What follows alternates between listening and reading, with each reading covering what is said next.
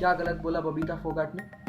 क्या ये जमाती जाहिलों वाले हरकत नहीं कर रहे हैं? डॉक्टर्स के ऊपर थूकना, नर्सेस के सामने नंगे घूमना, पत्थर फेंक के उनकी जान लेने की कोशिश करना, ये सब जाहिलों वाली हरकत नहीं है तो और क्या है? या फिर क्या ये जो मनोबल टूटा हुआ है पूरे मेडिकल अथॉरिटीज़ का, पूरे डॉक्टर्स का, नर्सेस का, पुलिस का, पूरे देश में दूसरे सिटीजन्स को भी अफेक्ट कर रहा है, क्या ये एक बड़ा चैलेंज नहीं है कोरोना वायरस के मुकाबले? यही दो बातें तो उन्होंने कही बबीता फोगाट ने, इसमें क्या गलत कह दिया? आज के डेट में भारत में 13,380 केसेस हैं, उनमें से 3,700 केसेस सीधे सीधे जमातियों से रिलेटेड हैं। 30% केसेस आप समझ सकते हैं, और 1 अप्रैल के बाद जितने केसेस आए हैं उनमें से 60% केसेस डायरेक्टली जमातियों से रिलेटेड हैं। तो क्या गलत कहा बबीता फोगाट ने? 97% केसेस ऑफ असम सिर्फ और सिर्फ तबलीगी जमात की देन है।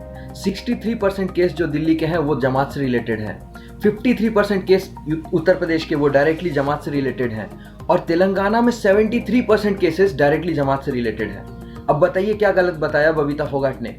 आज देश में 9,000 से ज्यादा लोग अकेले क्वारंटीन में आइसोलेट होकर बैठे हैं सिर्फ और सिर्फ इस जमात की वजह से। अब स्वरा भास्कर जी ने एक बड़ा सा ट्वीट लगा दिया है जिसमें वो कह रहे हैं कि कई सारे भक्तगण जो है इसी समय के दौरान सोमनाथ मंदिर, इस्कॉन मंदिर, तिरुपति मंदिर, ये सब जगहों पे जा रहे थे। मैडम आप जस्ट एक बात मुझे बता दीजिए, इन मंदिरों में किसी पंडित या पुरोहित ने मौलाना साद जैसा कोई भड़काऊ भाषण दिया था कि भाई डॉक्टरों के पास मत जाना भक्तगण, वो ऐसे डॉक्टर के पास जाना जो अल्लाह को मानता है? ऐसे किसी ने कहा? इसी बैन की वजह से आज पूरे देश में डॉक्टरों को ये सब जिल्लत झेलना पड़ रहा है। मैडम आप समझ रही हैं ये बात? ये जो मंदिरों का नाम आप ले रही हैं उसमें से जो आप भक्तगण जिसको रेफर कर रही हैं उनमें से कोई भी बाहर निकल के थूक रहा है डॉक्टरों के ऊपर? कोई पत्थर फेंक रहा है डॉक्टरों को? या फिर इन्हीं मंदिरों के किसी पंडित पुजारी को विदेश से इतना सारा फंडिंग आया इस इवेंट के लिए जैसा मौलाना साद को आया है, और वो छुपा रहा है गवर्नमेंट से? मौलाना साद जिस तरह से छुपा फिर रहा है वैसे इन्हीं मंदिरों में से कोई पंडित या पुरोहित छुप के फिर रहा है? या फिर कोई यहाँ का जो भक्तगण जो अटेंडीज है उसमें से कोई छुप के फिर रहा है? नहीं मैडम, आपको कंपेयर ही करना है ना मंदिरों से, तो ये बात कंपेयर करना कि जितने हिंदू मंदिर है ना वो सारे सरकार को हैवी टैक्स पे करते हैं, जबकि सरकार किसी भी और धर्म के धार्मिक स्थल से कोई टैक्स नहीं लेती है। ये कंपेयर कीजिए मैडम। और हद तो तब हो जाती है जब एजाज खान जैसे लोग ये कहने लगते हैं कि आमिर खान ने इज्जत दिलाया है बबीता फोगाट को। अरे सर, अगर फोगाट फैमिली ने इतने सारे कीर्तिमान नहीं कायम किए होते ना, देश के लिए इतना देश का नाम अगर रोशन नहीं किया होता ना पूरी दुनिया में, तो आमिर खान को ये मौका ही नहीं मिलता कि वो इतना अच्छा मूवी बनाए उनके ऊपर। इनफैक्ट आमिर खान की फेम बढ़ी है इस तरह के मूवीज बना के, ये बात याद रखना आप। और रही बात मशहूर होने की ना, तो ये जो बबीता फोगाट है ना, ये किसी मूवी की कायल नहीं है। इन्होंने अपने खून पसीने की मेहनत से अपने गोल्ड मेडल्स जीते हैं। आपको पता भी नहीं होगा, बता दूं आपके जनरल नॉलेज के लिए कि 2009, 2011, 2014 में इन्होंने गोल्ड मेडल जीता है। 2010 और 2018 में ये सिल्वर मेडल जीत के आई हैं। 2012 और 13 में ब्रॉन्ज मेडल, ये सब देश के लिए नेशनल इंटरनेशनल लेवल्स पे।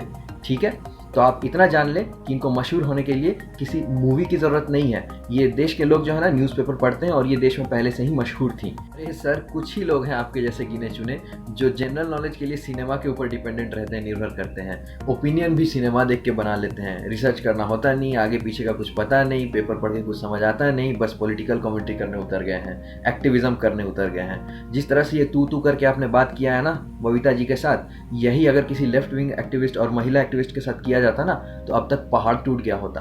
Fascism on rise, misogyny on rise, etcetera etcetera. और सबसे बड़ी गलत बात आपने अपनी ट्वीट में कर दी, कह दिया कि खान को बदनाम कर रही है। ये बबीता फोगाट ने अपने ट्वीट में कब किसी खान के बारे में कहा? उन्होंने सिर्फ इतना कहा है जाहिल जमाती। और जिस तरह की हरकत ये लोग देश में कर रहे हैं, कोरोना का इलाज नहीं करने दे रहे हैं, पत्थर फेंक रहे हैं, नर्सेस के सामने नंगा घूम रहे हैं, थूक रहे हैं डॉक्टरों पे, ये जाहिल हरकतें किसी भी धर्म का इंसान करता ना तो उसे जाहिल ही कहा जाता। ये बात ध्यान रखो। ये तो मुस्लिम्स के साथ, खान के साथ आपने जोड़ा इस ट्वीट को।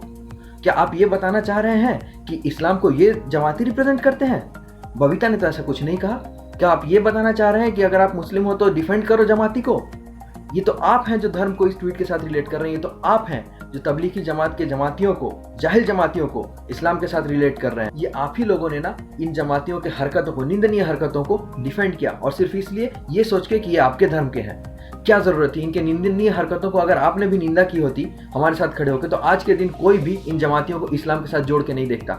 आज अगर लोग ये सोच रहे हैं कि ये इस्लामिक बैकिंग मिल रही है इसको, जमातियों को, ये सब मिले हुए हैं, तो ये सब बस आप ही लोगों के डिफेंडिंग की वजह से है। आप लोगों को इन्हें डिफेंड करना ही नहीं था कभी भी। क्यों डिफेंड किया आप लोगों ने इन्हें? अगर यही जाहिल हरकतें किसी और धर्म के लोग कर रहे होते और उनकी निंदा हो रही होती पूरे देश भर में, तो क्या आप लोग उसको डिफेंड करने आते? नहीं आते।